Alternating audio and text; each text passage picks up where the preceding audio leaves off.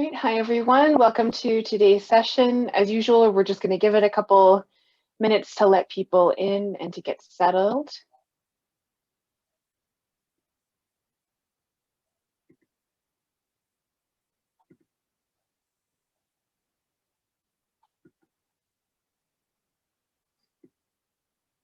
As you come in, feel free to use the chat to introduce yourself, let us know where you're from, what you do. You can post your LinkedIn profile if you'd like. Please make sure you select all panelists and attendees, or else you're just sending that information to me and Dr. Moree and Megan, and that's it. So just make sure you select all panelists and attendees for anything in the chat. And then make sure that if you have a question throughout the session, you can post it in the Q&A function. Please, please, please put it there and not in the chat, because it gets really hard to find in all of the conversations. So today, I guess I just went through the house rules. I'll do an introduction of Dr. Moree, our speaker today. We'll have her talk through the seminar, and then we'll have a moderated Q&A. Please don't forget about our after party on Slack if you want to join, and we can talk about that more at the end of the session. And Megan will also post the Slack link for anyone who wants to join who's not already in our network. I wanted to take a moment for those of you who have been with us over a few sessions just to provide some updates. In March, we had our CUGH satellite session, which was really successful. We had a great networking event to start, and then a fantastic panel of speakers and some working group activities as well. So if you were there, thank you. If you missed it, the recordings are now on our YouTube channel, so you can check it out if you want to. We also recently submitted a manuscript to describe our process of building out this programming, because we think it's really valuable, the way that we're thinking about women's leadership and all of your engagement as well. So, so those are my major updates. And as usual, I'd like to thank my remarkable steering committee, who represent the Hopkins Schools of Public Health, Medicine, and Nursing. Without you, none of this would be possible. So thank you all, and thank you to Megan for your work on this series. So great to see so many of you introducing yourselves, and let me just jump right into introducing our speaker for today. Dr. Melinda Moree is a Senior Program Officer in Global Health R&D and Global Policy and Advocacy at the Bill and Melinda Gates Foundation. Her strategic and operational focus is in immunization, malaria, public-private partnerships, policy and advocacy, and vaccine development, and she can correct me on any of that if I misspoke.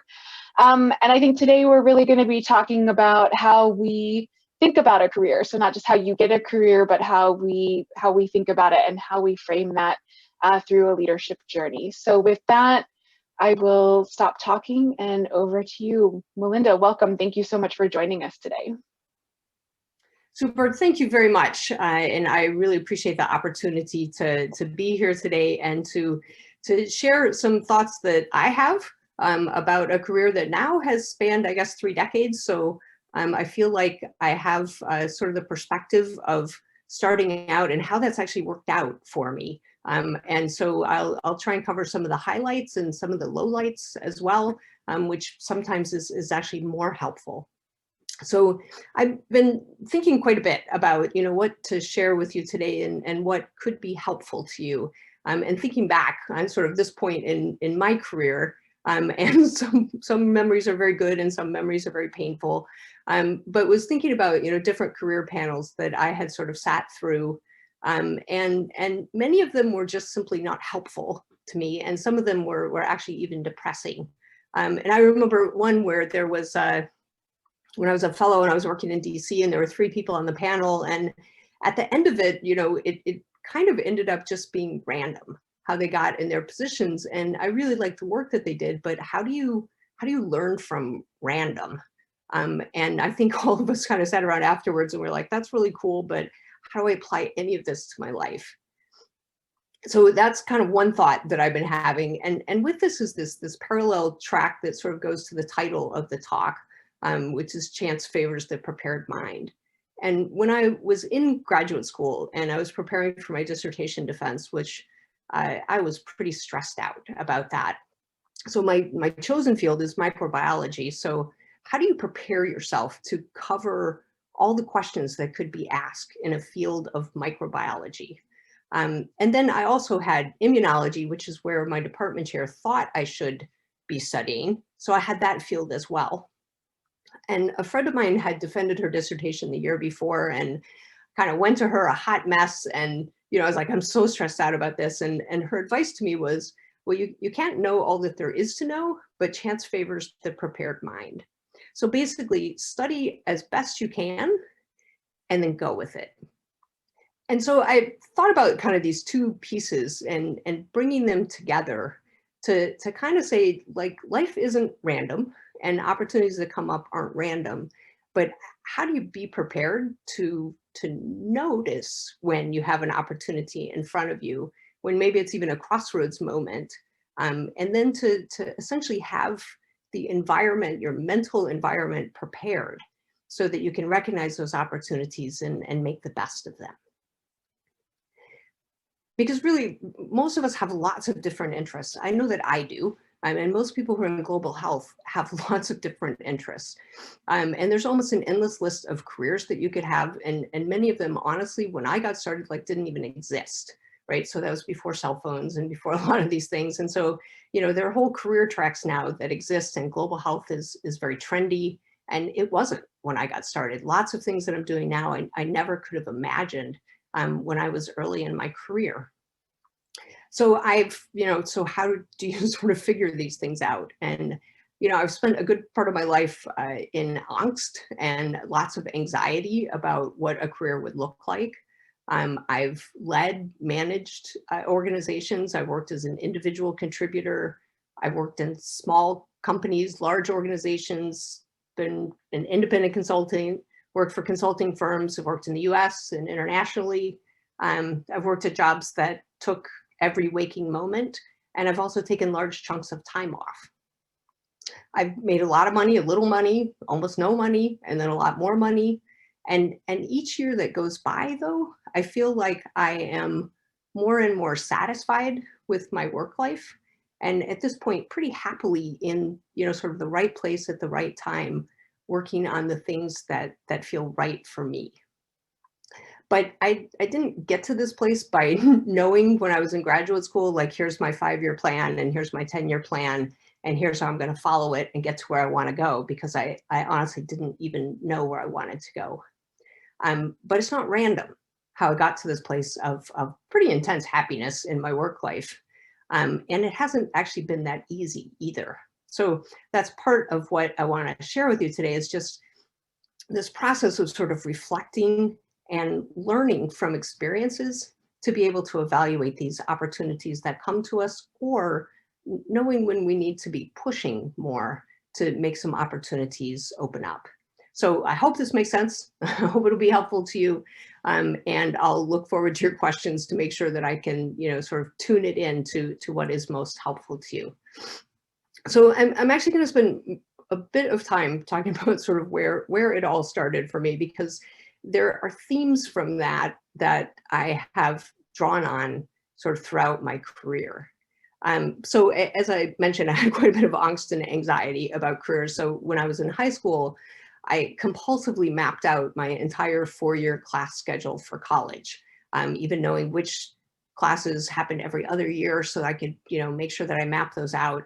And interestingly, if we had more time, I would ask you to take guesses at what my mapped career was.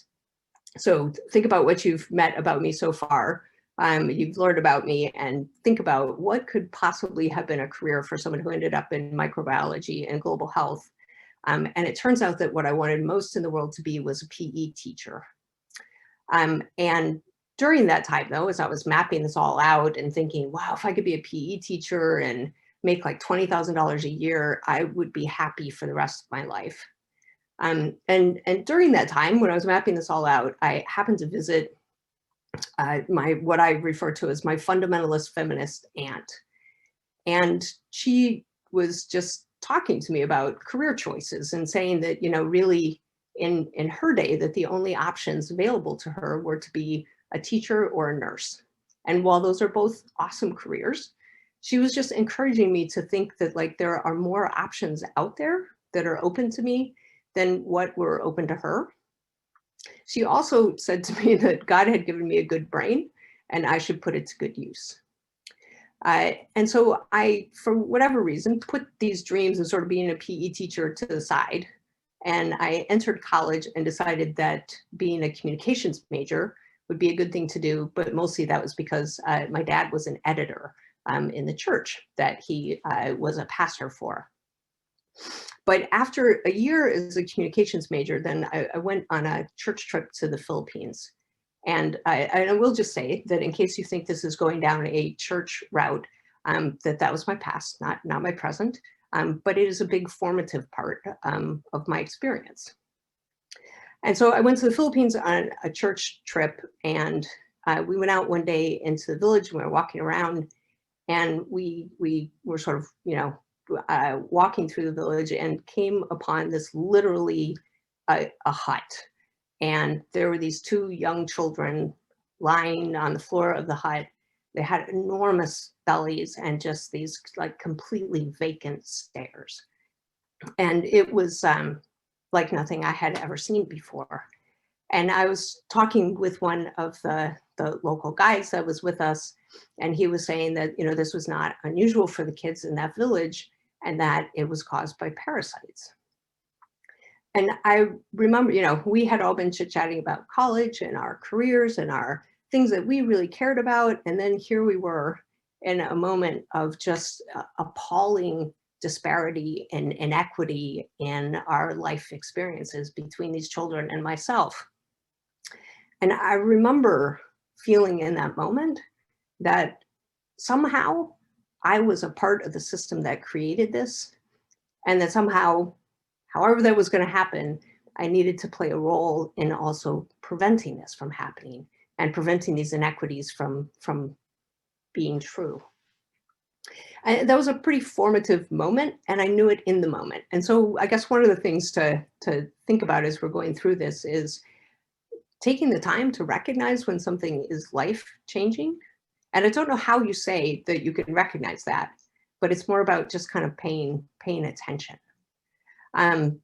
So, based on that experience, I went back to school. I decided that what could I do being a communications major? It felt very amorphous. So I switched to biology, and I had my sights set on medical school because certainly if I could become a doctor, then I could do something about this. But I did have a bit of a breakdown along the way when I realized that I didn't actually want to be a doctor, that I like science. I like the idea of working in biology, but had really very little interest in being a practicing physician. So not knowing what else I could really do with biology degree, I decided to go to graduate school, and that I was going to study parasitology because parasites are really actually quite cool, and they're complex. But I actually knew pretty much nothing about graduate school. No one in my family had gone to graduate school, so I'm not like a rags to riches story. My dad believed strongly in education. Just no one had gone to graduate school. So I didn't have any frame of reference for that. And I was pretty shocked when I arrived. It was the University of Maryland at Baltimore, and to find out that I was actually going to be doing laboratory research. I simply had no idea. So I was pretty unprepared, and I felt lost, for much of the time.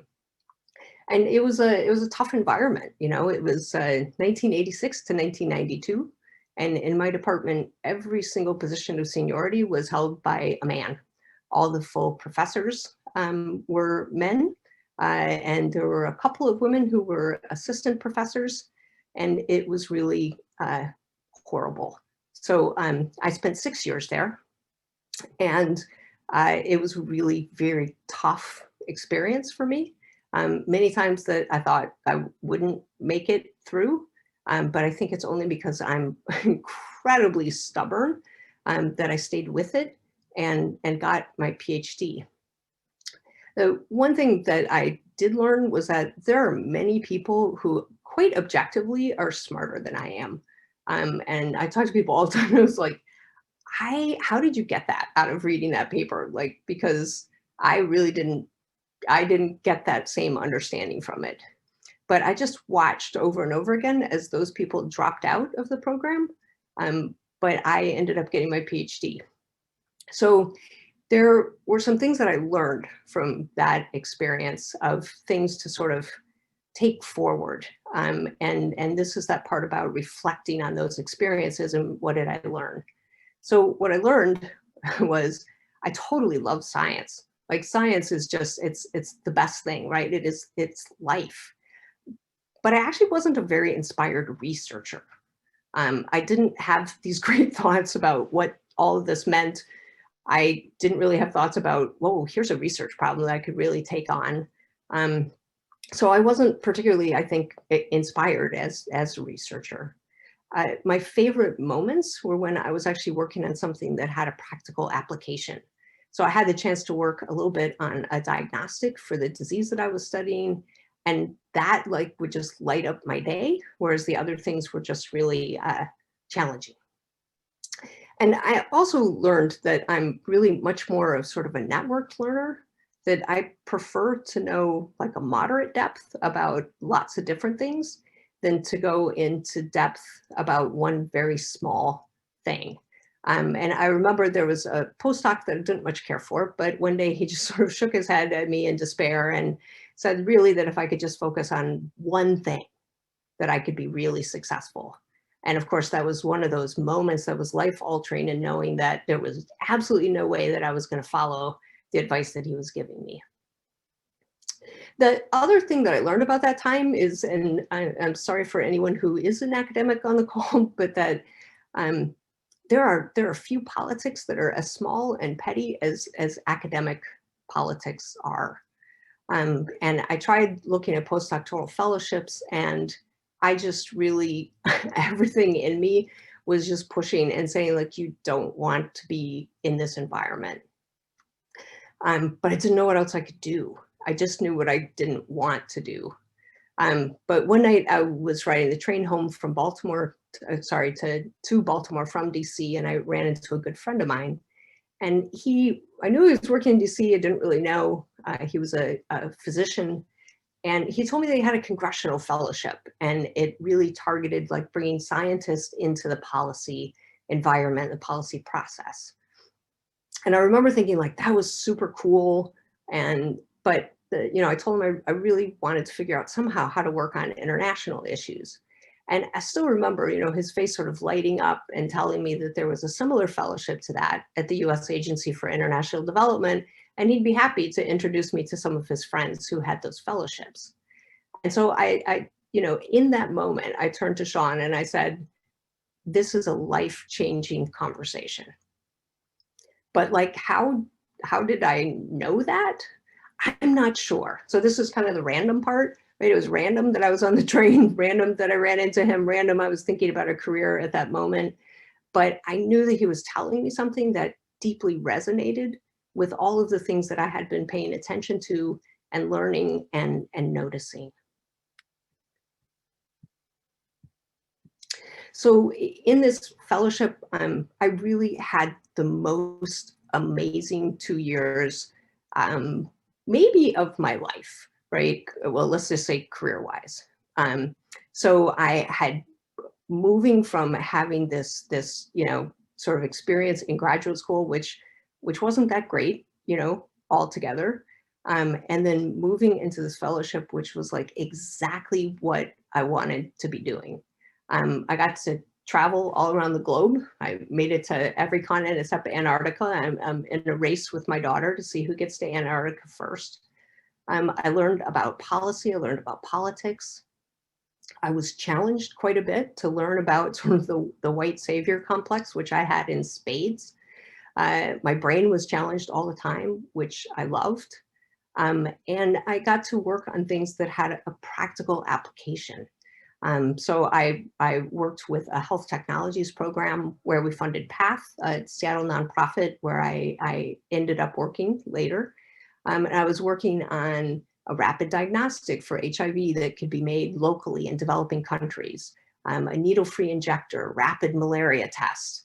I got to work on research capacity building projects, which I still sort of use that experience to this day in how I go about, sort of my own work in global health.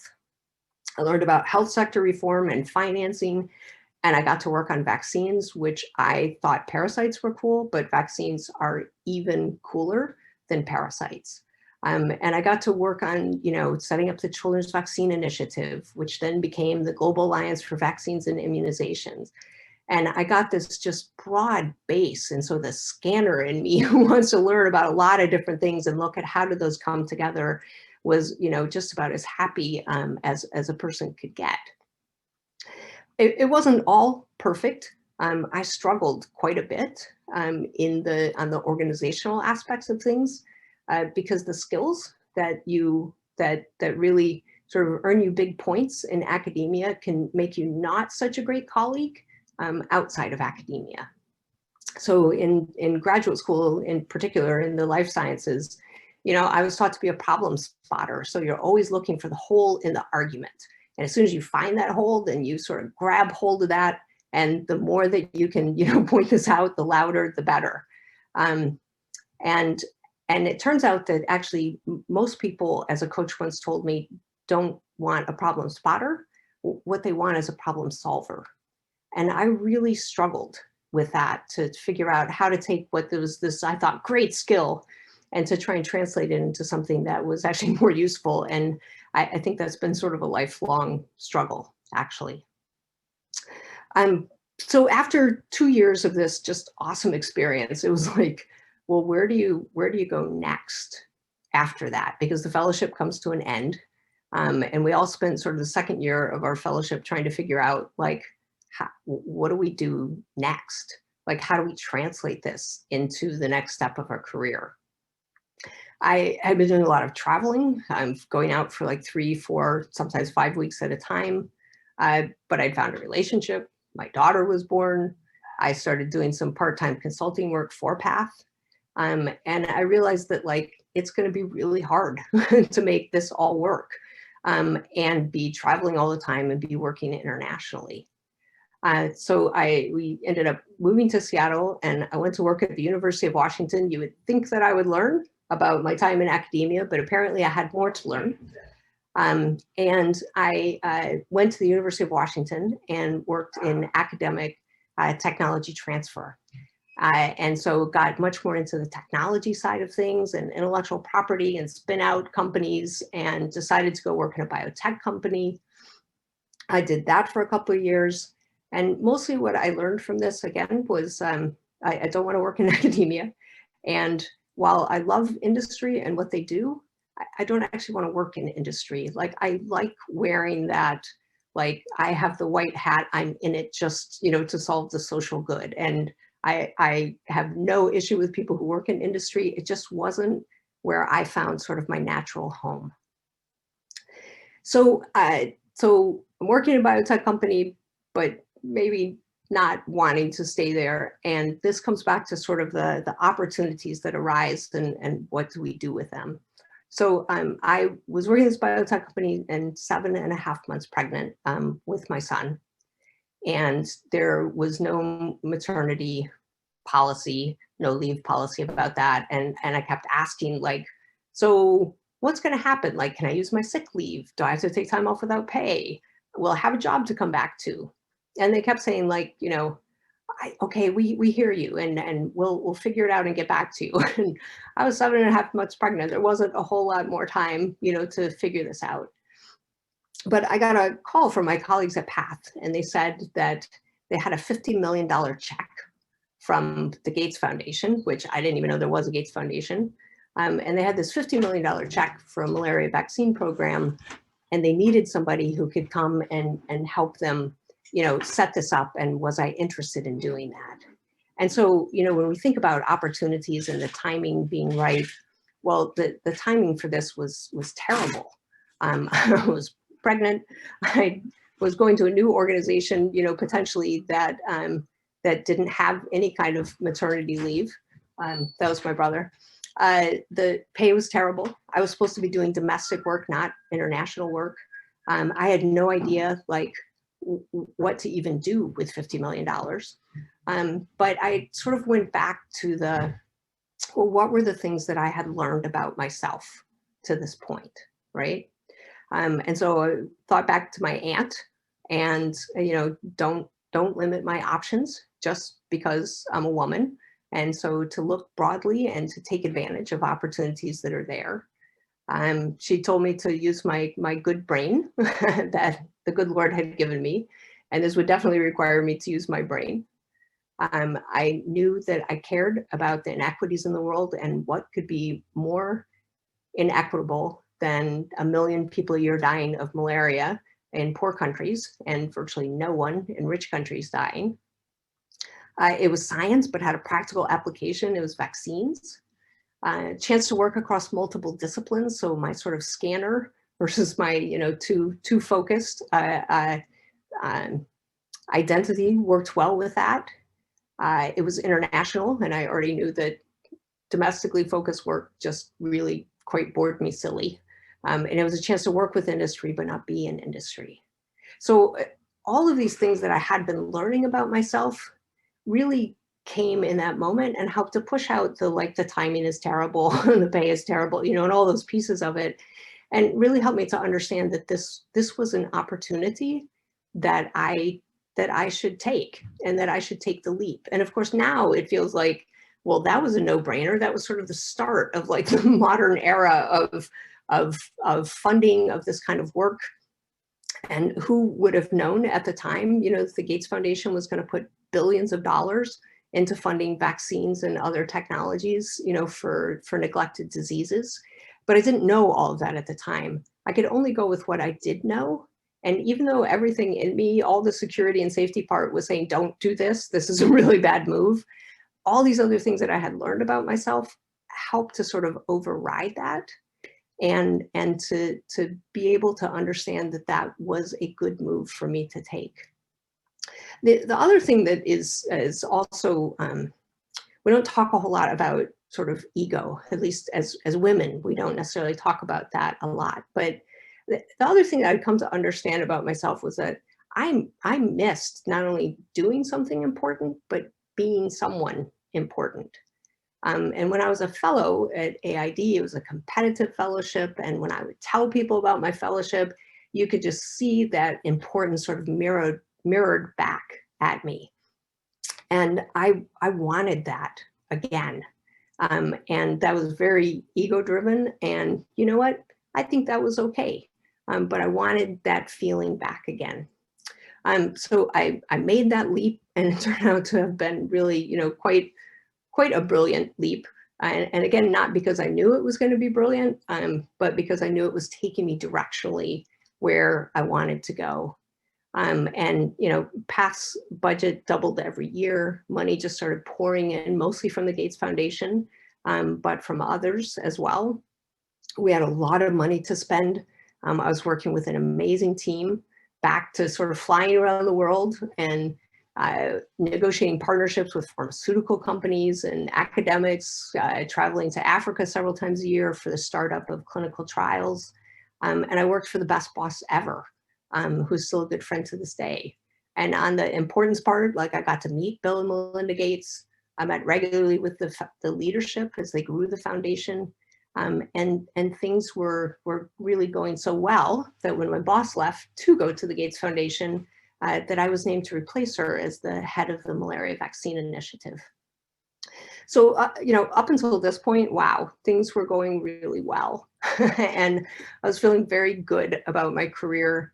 But at this point, some of the cracks that I would say had been showing for years, when put under the pressure and the spotlight of this position, they became actually fissures. And while I fully stepped up into the leadership parts of my job, setting the vision, inspiring people, and all of those things, I totally sucked at the management side of that job. And I went overnight from managing just sort of one junior staffer to managing people who had been my peers. And guess what? They weren't super happy about that. They were all happy that I was taking the position until it became real. I had very little management training. And I hadn't done a lot of sort of my interpersonal work. And I really didn't have the kind of emotional security that a position like that really needed. So my star was rising higher. I was making a lot more money. I had an amazing family, but was totally full of self-doubt, and stress and anxiety had really reached, pretty crippling levels. My conflicts grew as a result, and I ended up with a pretty stormy parting from Path. And then, because of that, I floundered professionally, for quite a while. My confidence was shaken. And also, having to sort of face that, like, my ego identity, my sense of self, was really pretty fragile. And that I didn't have a lot of resiliency. So it's, I'll spare you all the details of this, but this was a pretty tough time in my life, of sort of everything was in its ascendancy, and then it wasn't. And it wasn't, and I didn't deal with it really well. So I kept sort of staying in the game and was doing some consulting work that was really pretty interesting. And it led me to then, being asked to become the CEO of a nonprofit. And I did learn there that, like, it's not all me, that you need to be in a place that sort of trusts and respects what you have to bring. And so through that experience, I was able to get better at managing. I'm still not awesome at it, but was able to sort of regain some of that confidence that I had lost. And to learn really through these experiences, sort of some more things about myself. So some of the things that I learned, I'm good at leading. I'm actually really good at leading. I'm not great at managing, and I've become competent, but I'm not great. And it when I work for a great manager now. And boy, I was never that. And so not a place for me to spend a lot of time, actually. Another thing I learned is that finding a good fit between sort of who you are and what you have to bring early in your career is perhaps more important than sort of doing the right work. It was very easy for me to hear whenever there was criticism that I was doing it wrong. There was something wrong with me, as opposed to hearing, like, hey, you have this style and approach. It's not exactly a great mesh here, but you might be a really good fit, somewhere else. Sort of, it's not you. But that's not what I heard. I heard that it was me. And I think it would have been much better for me in my point in my career to have been someplace that just thought I was awesome. And to grow from that place instead of growing from a place of deficiency. All right, I'm gonna sort of skip over that next part, but I, was doing a lot of inner work, working on sort of this ego identity and trying to figure out how to not be so dependent on all of the external inputs, and look a little more inside. But I would say that my career was still in a, I don't know, maybe I would call it sort of a floundering space.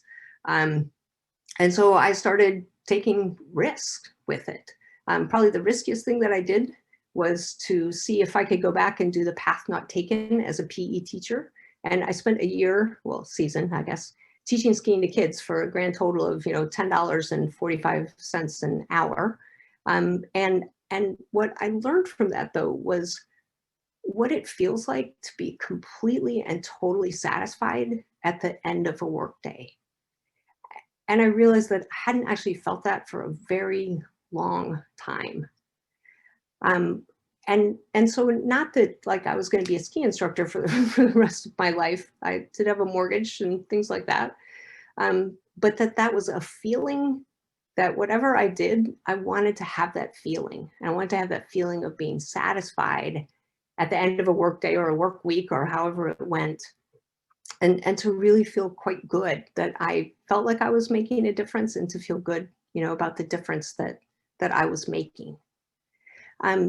Some other things that I learned during that time was that even though I like leading, and I've already said that I suck at managing, but that what I I really like is being an individual contributor. This goes back to the good brain and want to use it and get a great deal of satisfaction out of using my brain, as opposed to sort of enabling others to use their brains, which is really what I see management as being. And so I really like doing the work myself. I learned about the kind of people that I like working with and what kind of environment I do my best work in. I also learned that I don't have to produce just to justify my value on the planet. Teaching kids skiing is great. I wouldn't say that it's, sort of the most contribution that I could ever make in the world, but it was enough at the time. And that really helped to sort of give me a different view on what this whole productivity thing means. So I'm gonna bring it to an end here to talk about two last experiences of this sort of wandering in the wilderness, maybe we could call it. I'm still doing pretty cool work. I'm still having a career, but not having that sort of singular goal focus about what I'm going to be, sort of when I grow up. So as I was sort of looking at what to do next, I ended up being asked by a good colleague to do some consulting with him at a nonprofit organization. And they were putting together vaccine development partnerships with industry. And I thought, well, I've done this before, but he needs some help. I'll help him out, do this. And it was an organization that was kind of interesting because they were working on diseases that could cause outbreaks or epidemics. Like Lassa fever or Nipah and all these things that honestly, even though I'm a microbiologist, I had to go look up and see what they actually were. But after a year of working on that, so that was in 2018 that I went, and after a year of working on that, it was like August 2019. And I told Dick, like, this has been great, but I'm ready to move on unless you've got, kind of new challenges for me. And he said that there was a group within the organization that was looking at, like, well, what would we do if there really was like an epidemic or a pandemic? And so, like, could I go work with them and help to get that, kind of up and going? So think about the timing. So that was August of 2019. In December is when we started hearing the first rumors of a new virus in China. And then in January, we were pretty much flat out working on developing vaccines against which, eventually would move from being called the China virus or the Wuhan virus to SARS-CoV-2. So how do you end up in a spot like that, which was an amazing experience of kind of feeling like I was at the center of the universe in terms of what was going on in the world?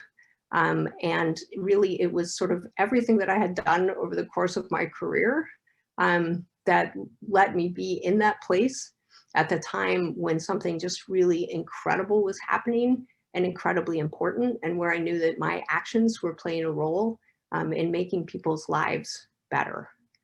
But it doesn't end there. It gets even better. That in August of 2020, after sort of working flat out on COVID vaccines, this position came open at the Gates Foundation, and it's a position that I have now.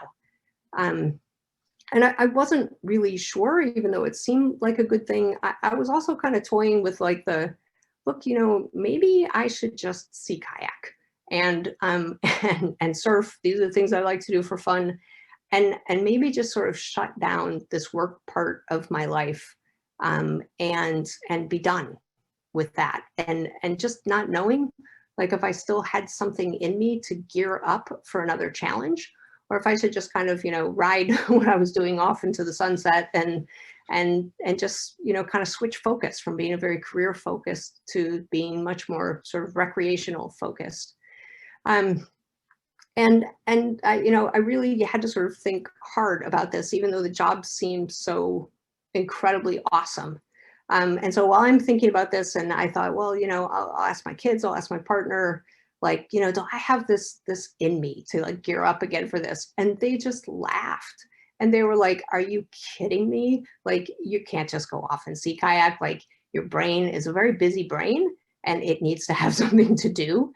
And you have this in you. You need to do this. And fortunately, in addition to my own sort of observing and reflecting, I've also surrounded myself with people who not only love me, but they also know me. And so, 20 years after receiving the first grant of money from the Gates Foundation for the malaria vaccines and to go to PATH and work on that, I actually went for this job and was hired. And now I'm working in, honestly, like the best job ever.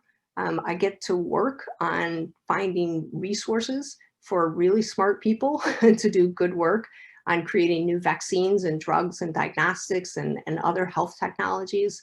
And to work on also COVID vaccines, as it turns out, which was a kind of an interesting continuation of the work that I'd been doing. But I have an amazing group of people that I work with who respect me and trust me, even though I sometimes challenge them and they challenge me. But it's just a really great spot to be in after all of this time. And I have to say that at the end of each day, I do feel quite satisfied with the work that I'm doing.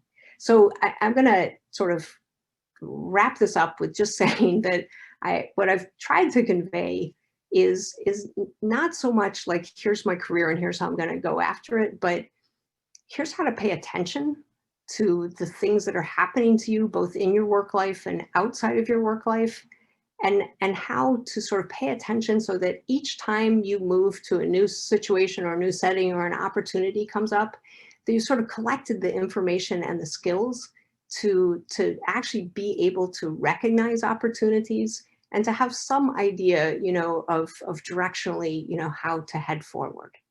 So I'll stop there and turn it back to you, Anna, and happy to answer any questions.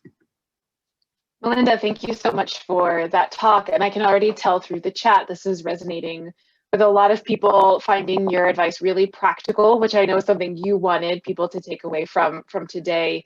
And I think also really appreciating just being very open about things you do well and don't do well, right? I think you spent a lot of time talking about self-reflection and how maybe you got better at that over time.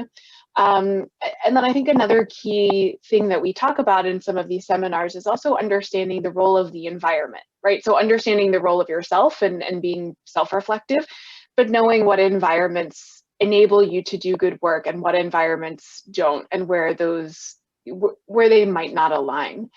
So I thought that was particularly powerful and relevant. We've got some great questions coming in. So let's start with this one, because I thought this was great. I mean, you talked about some of the skills that you build in academia not translating well to other spaces. So we've got a question really about if you have advice on steps needed, like little steps needed to move from academia to other sectors, right, related a little bit more to practice and policy, when what many of us come away with is academic skills, right? And then you're trying to find jobs and maybe trying to transition. So what might you say about that? Well, so it's a great question, because how do you transition, right? How do you go from one place where you are to a next place? And sometimes it's a leap. And so how do you fill in that space? And I know that one of the things for me that made all the difference, and actually when I applied for my fellowship, made a huge difference in how I was perceived versus people who had much more, that they had published more papers, they had, all of those things, was I had done volunteer work with a group in Baltimore, the AIDS Legislative Committee. And that was a group of people, they were public health attorneys, and then the odd little person like myself, who just knew that I wanted to work on something that like made some kind of difference in people's lives. And that was at the start of the AIDS epidemic. And we were working on issues of privacy, right? At that time, getting a diagnosis of HIV meant that you might be losing your job, your housing. And so just the privacy issues were huge. And I worked with this amazing little group of people who were sort of a force of nature, and I learned so much from them. And that really taught me not just like, hey, I really like this, but also the skill sets. How do you read a bill? How do you testify? How do you say something to a policymaker who's going to get them to look at something differently and take a different view on things? And the skill sets that I learned there, that was probably like the best practical work that I did, sort of prior to really launching into a career. that helps me every day. The other day I had to read a piece of legislation and it took me right back, to my friends, the attorneys, who are like, well, but then there's this, and you think about it this way and you read it this way. And that was just an amazing thing. And so finding volunteer work that is not just like, oh, that makes me feel good to do this volunteer work, but build your skills in the direction that you want to go. Because people have a very difficult time translating a PhD in life sciences to public health. And so I had people say to me literally, like, I don't know what to do with you. Like, we're a department of health and we work on tuberculosis. Like, I don't know how to take your skills and translate them into doing this work. And that kind of volunteer work gave me those skills. And they're ones that honestly, I still draw on today. Yeah, one of the other things we've worked on in this group is thinking about how we can translate essential skills onto resumes or CVs, right? Sort of showing beyond the technical skills we have, but things like communication or, ability to engage with different types of documents. So I think this links really nicely to that. Something that you said that it was part of the self-reflection, right? So you talked a little bit about ego, missing doing something important and also being someone important. But when you talked about the fellowship, you also said that you had white savior complex in spades. And something that we've talked about in this series it's been inclusivity and diversity and global health more broadly, white savior complex. I would love for you to speak a little bit more about what that looked like for you then and what you think it might look like for you now. All right, go right to the heart of it there. And I would just say, like, this is active work for me. This isn't, I was that and now I'm this. And so I grew up in a fundamentalist household, and my father worked in the missions department of the church. So, and think about the time, right? So I'm 56, so that was a while ago. And that's very much how it was, right? Like, those poor people in poor countries need us to come and bring them, in that case, religion, as well as, housing and food and clothing, and all of those things. And that was very much how it was seen. Like, this was a very noble thing to want to spend one's time, helping poor people. And so that is very much how I went into it. But when you put yourself in situations over and over again, where that's actually not what people are looking for from you, and they let you know that, it forces you to reflect. But it's more than that, right? Then it's got to be an active, there's something wrong with this paradigm. And so then what do I do with that? And I don't really have a great answer for that, but I'll skip ahead. There's a lot of wandering in the wilderness in there, as you can see, the theme of my life. But, one of the appeals to me about the job that I've taken now is that I'm very much partnered with my colleague, Bahati Ngongo. And Bahati is African. And the reason that this position was so appealing to me is that we are two people working on the same issues from two very different life experiences. And I get to listen every day to the other side of this equation that I know one side of so well. And so every time, he's a better feminist than I am. Like, somebody will come up and I'll go, oh, that looks really interesting, I think I should do it. And he's like, well, but what's the representation on that panel? And is it, and he's turned things down because there weren't enough women on the panel, and there weren't enough, and I'm just like sort of watching him every day and inspired by him. And I'm just, at this point, like, I'm totally willing to it's not follow his lead, but it's like co-create with him. Because it's not his responsibility to treat me, to teach me sort of how to decolonize global health. It's my responsibility. But being able to work with someone who has idea, I'm not a huge idea person. I'm a very good implementer, right? And so sort of borrowing on his good ideas and the good ideas of others, and just really trying to say, how do we do this differently? And look, it's scary for people, right? Like, if you work on malaria and then you look and you say, well, actually the expertise is in the countries with malaria. Why do I, sitting in Seattle or wherever, have a role to play here? Like, that's a career, right?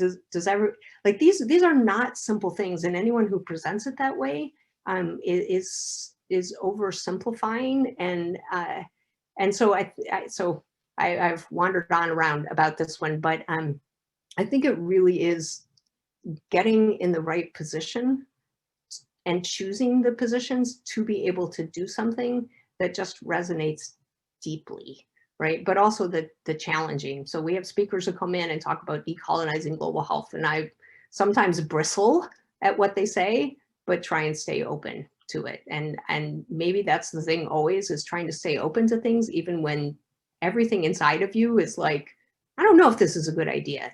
Is there really the capacity? What if things go wrong, right? All of those things that come up. All right, I'm just going to stop talking because I'm not sure I answered it, but those are my reflections. Thank you. I'm not surprised at all. We've gotten this question a couple of times because you brought up the distinction between management and leadership. In your mind, what is the difference, and how do you cultivate skills for one or the other? Yeah, okay. So I think about leadership, and these are just my definitions, right? So you can go read somebody else's definitions, but when I think about leading, I think about inspiring, really, of setting out the, like, this is why we're going to do this work, and why it's important that we do it, and what we're going to accomplish in the course of doing this work, right? Like that to me is leadership. Can you bring people together and rally them around an idea, and get money and attention and focus towards something, right? I've raised a lot of money in my life, and that I think of as more sort of a leadership piece of it, right? And even people who I managed, that even at times when they really didn't like me very much, they were like, but you're a really good leader, right? I could articulate a vision, I could communicate this in multiple levels, but then there's management. And to me, management is really about setting an environment where other people are gonna find that great zone where they can use all of their best skills, and be working on things that they're capable of doing, that also stretch them some, but that they're capable of doing, and where they can actually, succeed. And you're constantly setting them up for success and giving them the right feedback at the right times, having hard conversations when they're needed, and not when it's too late. And there are all these elements of it. And some people I do believe there are sort of natural managers. The person that I worked for first for malaria vaccines, her management style was, well, you just love people. Like, I never had anyone before who would on a daily basis say, I love you. Like, that was awesome, but that is not me. And that was hard to scale for her, right? As you get more and more people, how do you love all of them and tell them that on a daily basis? So, what can you do about that? So I would like to think that I did gain skills in this. I took different kinds of management classes. I did online stuff that I got a coach, and got some coaching on some things that were particularly difficult. And honestly, I went to therapy. Like, I did some inner work about this, of like, well, why do I feel like I have to solve all of the problems and I can't rely on other people to do that, right? That wasn't management, right? That was inner work. So there are things that you can do. And I would like to think that I don't suck so much at being a manager at this point. But I'm not gifted. And honestly, I made people's lives hard along the way. And so now my requirement for taking this job was that I would not manage anyone. Because while I think that I'm better at it, I don't enjoy it. Like, I love mentoring. I love, sort of like putting people forward for different things. Like, that's string pulling, right? Like, how do you find the right, that's really fun. But I never really honestly want to manage another person again. But I do think that you can get better at these things. One of the things that I heard through your talk that I think is an important takeaway before we move to the next question is looking at every job, organization, experience, and figuring out what you don't want, right? And being able to move forward in your career and say, that's not for me, and being able to say no to it, right? Like it's all good and well to say yes to things, right? But also having that power to say, that isn't for me. I don't want that. And I think it's twofold. It's where you are in your career, your ability to say no to things, but it's also knowing what you need to say no to, rather than just saying yes to everything. Um, we've got a lot of questions about like starting a career in global health. And when we met before the seminar, we talked, it's a different scene, right? What it looks like today is different from when you started global health. But you've got people who are doing graduate school in this remote environment. We're talking about decolonizing global health, right? So the training programs, the way that they're engaging with stereotypical training, short-term experiences overseas, getting people those initial global health experiences, that's changing and will continue to change. So what kind of advice do you have for people who want to get into global health, want to work for Bill and Melinda Gates Institute, or like, other sort of global health entities, and they're maybe starting now or recently started? Wow, it's a great question, and I'm gonna not be able to, I think, give much satisfaction around that, because everything is so different right at this moment. And it is, so much of global health is actually being where the work is happening. And I think that everybody is struggling with that. I know I'm struggling to stay connected to why I do the work, because I'm mostly talking to people on Zoom calls like this, and mostly with people who are in Seattle or in Europe. And so it is difficult to stay connected, and how do you find opportunities in that? So part of it is what I oftentimes say is like, look for the open space. And it's so I really care mostly about diseases of poverty. That's what got me into this. That's what keeps me in this. And then COVID came along, and I found myself spending a lot of my time and energy, but also questioning, right? Like, why am I working on something like this? Or that is really a global thing in nature, while meanwhile malaria and TB and all these other things still happen. But what I'm seeing now at the foundation is like, it's totally an opportunity to get things done that wouldn't get done otherwise, because these opportunities that are presenting themselves. So there's a lot that's happening around COVID. A lot of people are trying to staff up and hire up quickly because of that. And it would be easy to look at that and go, that doesn't really resonate with me. And it's like, but you know what, if it's the opportunity now, I'm taking all the work that I do and framing it as pandemic preparedness. And I'm totally fine to do that. I do care about that, but it's sort of using the opportunity that's in front of you. And so right now, I don't know, I would look for COVID. I would look for, organizations who's growing as opposed to who's shrinking, and what nonprofits are pivoting into that space. So I'm feeling the inadequacy of my response even while I'm saying it. So that's what I got for you, though. I like it. I've got one more question for you before we move on, because I just think it's a great one. So this one comes from Lindsay. She says, you shared how valuable the inner work can be for building a fulfilling career. So her question is, how do you show up as your authentic self in the workplace throughout the building of your career? Very, very carefully. I was just reading this article about like being your authentic self at work. And basically it was saying like, it's a double edge, because you do want to show up as yourself. And you got to take good care with that as well. And so I was, just talking to someone who I had actually sort of gone out on a limb and created what I thought was an amazing opportunity for this person.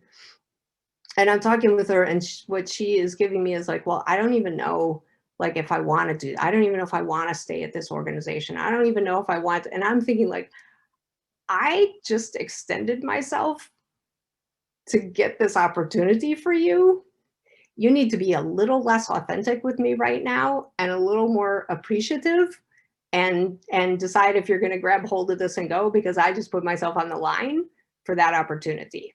And so her authentic self is what showed up with me. But I have to tell you that it makes me slightly cautious about creating more opportunities, knowing that. So like it's a terrible message, right?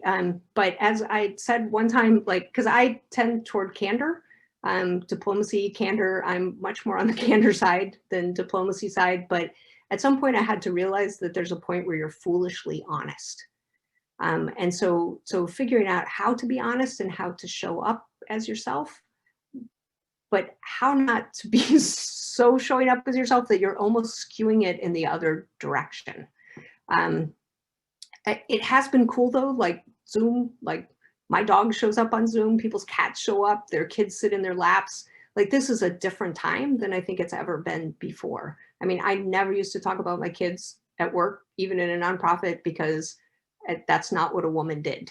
You didn't show up talking about your kids. You showed up showing you were every bit as serious and focused and ambitious as anybody else, and that you were going to put that all first. And I like the fact that like you can show up differently. I think, and the pandemic, I think, has kind of split that wide open. But it's much easier to hear show up as your authentic self, and much harder to get the nuance of that right, where you actually are very. I think it pays to be somewhat cautious about what you do share in the workplace and where you share your self-doubt, right? So I have had lots of self-doubt, and very little of it has been shared directly in the workplace that I'm in. But finding a place where I could share that and talk to people about it was important. So it's not that I was inauthentic, it's that I chose where to be authentic about certain things. Because in the workplace, these are the people who do determine, like, if you apply for another job and want a promotion, they determine whether you get that or not. And so, yeah, there's a double edge, and it's worth being somewhat cautious about it. Thank you for that. There's a great point in the chat about how people of color often don't even have the opportunity or privilege to be their authentic selves because of white norms and professionalism and professional spaces. I think that's really worthwhile to bring up and to say out loud. But thank you for sharing that. I agree. It's easy to say be authentic. There's a balance about authenticity, tact, your scale from diplomacy to candor. I think a lot of us struggle with this. There are so many wonderful questions that are still happening. We don't have time to get to them all, but we do have our Slack channel event, our after party afterwards. So if people want to keep talking about these issues, we can keep going in Slack. Megan is posting now the Slack link. If you're new to Slack, it's just a chat platform where we talk about mentorship, networking, jobs, failures, anything like that. So if you want to join us, there's the link there.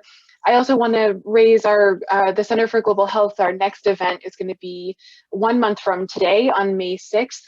In Global Health Day, and we've got two outstanding female speakers who will be joining us that day, Dr. Soumya Swaminathan and Dame Sally Davies. So please save the date for May 6th for our Global Health Day event. Dr. Moree, Melinda, thank you so much for joining us today. I can tell people really appreciated your candor, not your diplomacy, and being open with us all today about your journey and really some really some take homes, right, that aren't so vague and aren't so random. And I think that we can all apply to our different experiences. So thank you very much for joining us. Super, thank you very much. Okay, thank you. All right, everyone, I'll see you on Slack if you want to join us. Otherwise, we'll see you Global Health Day, and we'll just keep sharing. If you want to see the video for today's session, you can find it on the Center for Global Health's YouTube page, and I believe Megan posted that as well. So thank you all, and we'll see you soon.